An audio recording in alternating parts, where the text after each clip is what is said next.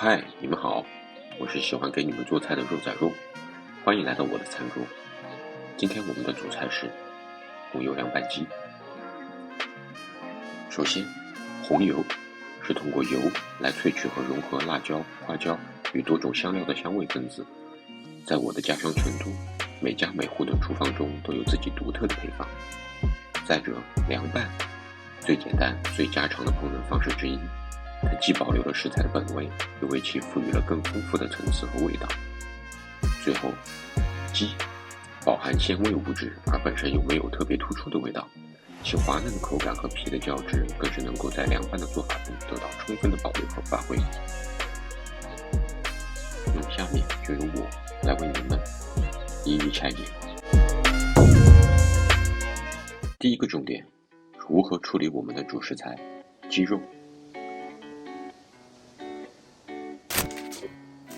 注意看，这是一只鸡，其中鸡腿和鸡翅是脂肪含量最丰富的部位，它们都不用太复杂的处理，即可以到达非常紧致、滑嫩、弹牙的口感。煮制过程中，保持合适嫩度的方法就是浸煮法。首先，烧一锅水，量要足够没过鸡肉，放入一根葱白或者1/4洋葱，3-4片姜，几粒花椒。水开后，将鸡腿和鸡翅放入，加一小勺酒，去腥增香。黄酒、白酒威士忌、米酒、味淋、伏特加都是不错的选择。等锅中的水再开之后，降到最小火，让锅里的水刚好保持不冒泡的状态。盖上锅盖，耐心地等待30分钟。我们的最终目的是想要达到让锅里的水将鸡肉慢慢浸熟，使之中心温度到70到75度左右的状态，从而在煮熟鸡肉的同时，让鸡肉保持一个很好的嫩度。这就类似于粤菜中做白斩鸡浸鸡的手法。鸡胸肉脂肪含量少，肌肉纤维长，减脂健身人群的最佳选择。只不过要让它好吃不柴，需要用到一些额外的步骤来处理，而我用到的方法就是盐水渍。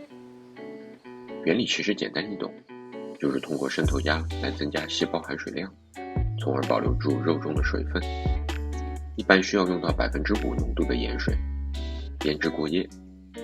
我们也可以在腌制水料中加入少量自己喜欢的香草或者香料，来赋予鸡肉更丰富的味道。同样的方法也可以使用在其他脂肪含量较低的肉上，例如猪的里脊。我这里就只简单的加入了一些磨碎的白胡椒。腌制完成后，装进耐高温的保温袋中，挤出空气，水域低温慢煮70度2个小时。这样做出来的鸡胸肉汁水丰盈，口感软嫩，为了美食的付出绝不让人徒劳。第二趴，复合型红油。之所以叫复合型，是因为除了辣椒，它还加入了多种香草和香料的风味，而归根结底，这就是一个通过控制油温来萃取不同风味的过程。我们的主角当然是辣椒，搭配不同品种的辣椒会让风味层次更加的丰富。当然要在自己可以接受的辣度范围中进行选择，我选择的都是辣度较低的品种，子弹头、灯笼椒和二荆条。不过这个也完全是丰俭由人，只有单一品种的辣椒也没有任何问题。法国本地的中国超市中售卖的辣椒也足够酱不烂就了。油作为川式红油的原教旨主义者，自然是用粗榨的菜籽油最好。幸好法国是欧洲大陆上最大的菜籽油产地，这也能让我的乡愁得到一丝慰藉。使用到的香草和香料分别是姜、葱、蒜、花椒、八角、桂皮、香叶、小茴香，最后是草果，而这些都是中式料理经常使用到的基础香料。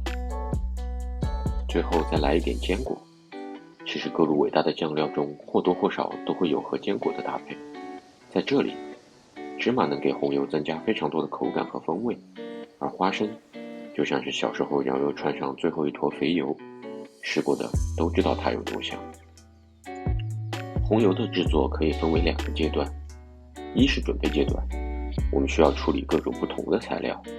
首先是辣椒，我们要将辣椒烘干，买到的干辣椒或多或少会有一些残留的水分，烘干除了能将其水分去除，激发出辣椒原本的香味，也能使得后续制作更加方便。第一步是将辣椒洗干净，然后尽可能的用滤网沥去水分。沥干后，我们将烤箱预热到120度，把辣椒平铺在烤盘上，烤50分钟左右。期间我们需要观察辣椒不能烧糊。A few moments later， 烤到什么程度才算好呢？我们抓起辣椒，会听到辣椒清脆的沙沙声。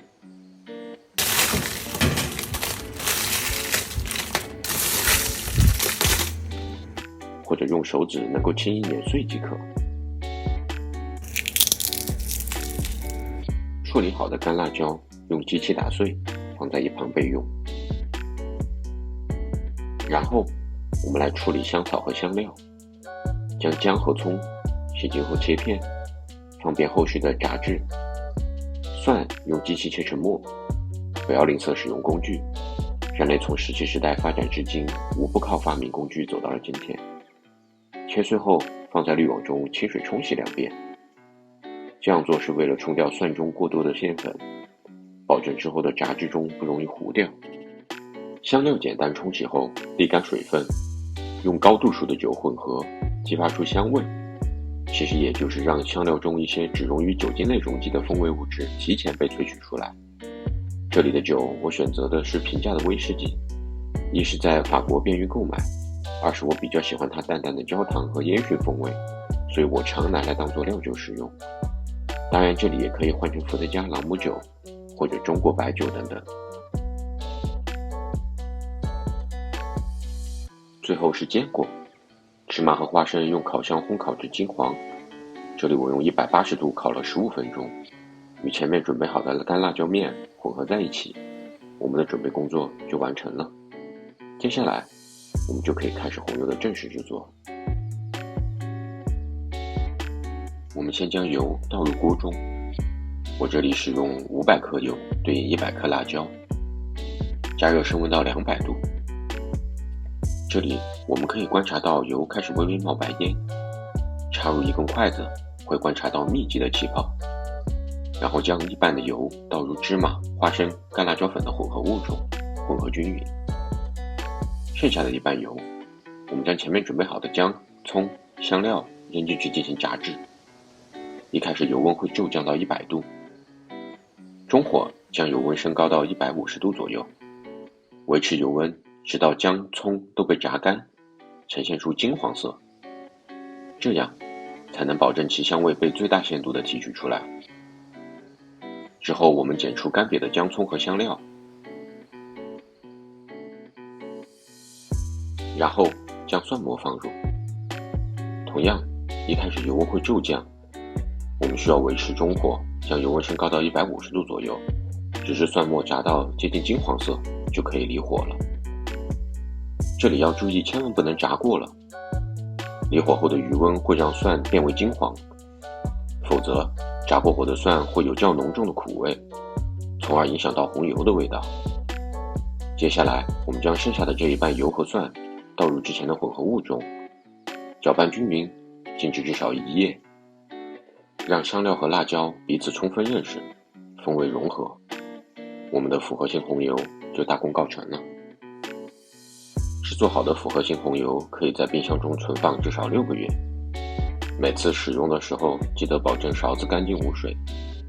这个红油不管是用作凉拌、蘸料、拌面还是提味，你都能充分感受到，与之前所有的准备和努力相比，它的美味都是物超所值。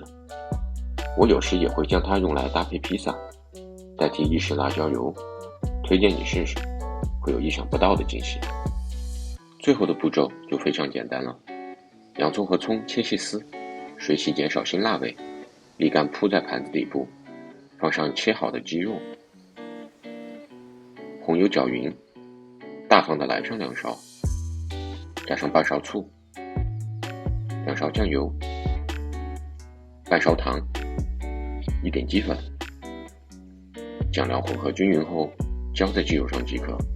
现在我给你盛一碗米饭，我们边吃边聊。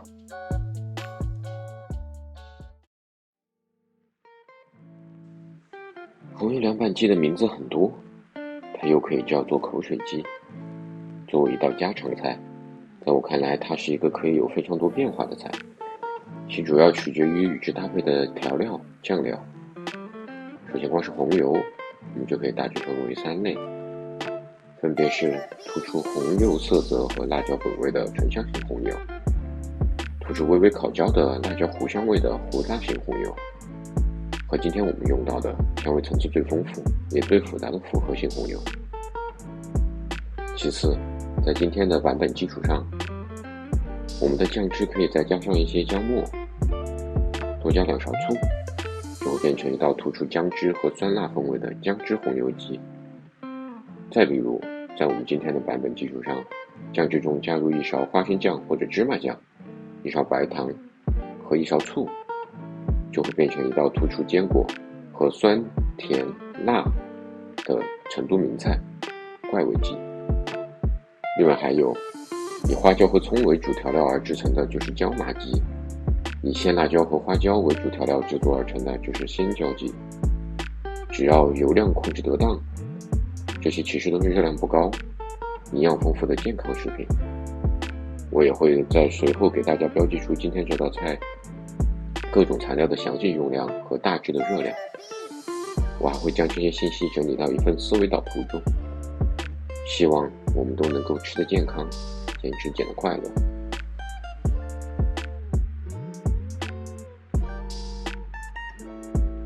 最后，非常感谢你能看到这里。之所以我的第一期视频会选择这道家常菜，是因为这是一道我爷爷为我从小做到大的招牌菜。每次回到成都，回家吃的第一顿饭，爷爷一定都会准备好这道菜。于是渐渐的，这道菜变成了一个仪式，告诉我到家了。